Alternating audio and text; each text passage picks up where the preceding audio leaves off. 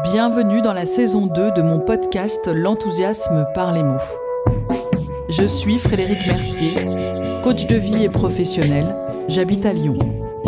Cette saison est une plongée au cœur des séances par des partages ou des témoignages en lien avec des thématiques rencontrées régulièrement.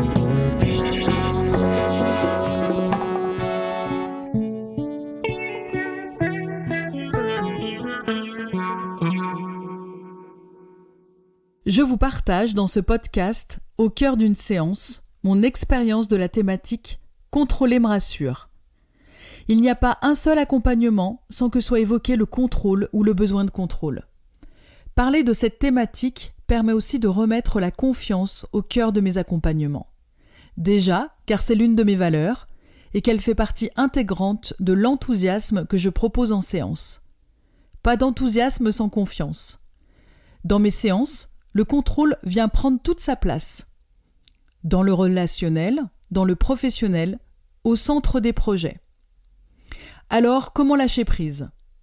Cette notion tellement évoquée, exprimée, à chaque fois que la solution n'apparaît pas de manière fluide. Tu n'as qu'à lâcher prise, laisse faire. Le lâcher prise, ce n'est pas une solution, c'est un ressenti surtout.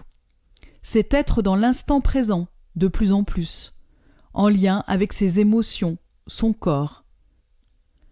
C'est oublier les injonctions, il faut que, les jugements, bien, mal, toujours, jamais. Respirer pleinement et relativiser ce qui m'arrive, mais sans mettre ses émotions sous cloche. Comme dirait Fabrice Midal, philosophe et écrivain, foutez-vous la paix. On ne peut pas être dans le faire justement quand on doit lâcher prise. Comment je le travaille en séance ? Déjà, par un échange profond sur la relation de mon bénéficiaire avec le contrôle et le lâcher-prise. Que connaît-il sur cette thématique ? Comment vit-il avec cela ? C'est un peu comme le perfectionnisme, le contrôle est une illusion. En tout cas, sur le futur, les autres. Une approche plus globale, plus philosophique est abordée, de manière très bienveillante et soutenante. Quand on évoque le contrôle, on évoque aussi la mort, le destin. Si je contrôle, je saurai exactement ce qui va se passer, ce qui est impossible et parfois bloquant d'ailleurs. Si mon planning est toujours plein, mon avenir tout tracé, à quel moment j'ai l'opportunité de faire rentrer quelque chose de nouveau dans ma vie, de provoquer la chance. Donc ce contrôle qui me paraît si rassurant ne serait pas un gage de protection totale ? Il pourrait même me faire passer à côté de l'essentiel, m'empêcher d'entendre les intuitions qui surgissent. Puis, en accompagnement, je le travaille par des exercices concrets, avec la notion de petits pas. C'est comme un fil que l'on détend le lâcher-prise. Petit à petit, la personne que j'accompagne analyse la situation qu'elle veut contrôler. Nous réfléchissons ensemble sur ces deux phrases. Je suis 100% responsable de ce que je fais, de ce que je dis, de ce que je pense et ce que je ressens. L'autre est 100% responsable de ce qu'il fait, de ce qu'il dit, de ce qu'il pense et qu'il ressent. Et sur un des accords Toltec, ne pas en faire une affaire personnelle. Cela permet d'éviter la surresponsabilisation et le contrôle. Je pose aussi la question suivante. La situation sur laquelle vous souhaitez avoir le contrôle dépend-elle réellement ou uniquement de vous ? Si c'est non, comment voulez-vous agir ?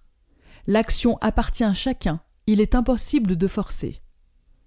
On peut communiquer, mais pas obliger, sans rentrer dans une forme de manipulation, de pression. Ça, c'est dans le cas d'un contrôle en lien avec des personnes ou des situations où les autres sont impliqués. Mais il reste un autre lâcher-prise, celui de l'acceptation, qui est le plus profond et qui paraît parfois totalement injuste. Cela fait travailler les blessures de chacun, qui rappellent certaines douleurs émotionnelles de l'enfance.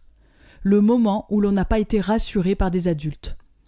C'est souvent un moment charnière dans l'accompagnement, car elle fait appel à une vision plus globale, moins intellectuelle ou mentale. C'est souvent le moment où des exercices plus spirituels peuvent être proposés à ceux qui le souhaitent. Croire en soi, à la vie, aux autres. Charles Pépin, dans son livre sur la confiance en soi, en parle beaucoup. Je propose alors des exercices plus calmes, plus méditatifs, comme l'arbre de vie. Dessiner son arbre accompagné par mon questionnement, qui permet de s'émerveiller sur les cadeaux de la vie, le soutien déjà présent et la force de nos racines qui nous donnent les compétences dont nous avons besoin. Tout est déjà là, à l'intérieur de chacun de soi. Se concentrer sur ce qui est déjà là permet d'éviter les écueils de projeter les dangers. Pour cela, utilisez toutes les techniques proposées en méditation, sophrologie ou bien lors de soins énergétiques évite le questionnement incessant qui maintiendra dans le contrôle et dans l'illusion de pouvoir maîtriser tout ce qui peut arriver dans la vie. La posture de l'accompagnant, l'alliance entre le coach et la personne accompagnée est une clé à ce cheminement. En tout cas, c'est ce que j'essaye de proposer par une alternance d'exercices, d'échanges et de visualisation. On ne peut pas maîtriser, mais on peut évoquer des intentions chaque jour, ressentir des émotions et voir le chemin que l'on traverse comme un immense terrain de jeu et d'apprentissage quotidien. Christophe André évoque parfois son incapacité à pouvoir toujours guérir ses patients de la dépression, dans son livre intitulé « La consolation », et prône des accompagnements, d'écoute profonde et de soutien, de réconfort qui pourra agir sur le bien-être sans pour autant guérir. Je trouve cela très inspirant, surtout dans le cadre du coaching où la personne accompagnée puise ses solutions à l'intérieur d'elle-même, soutenue par le questionnement du coach.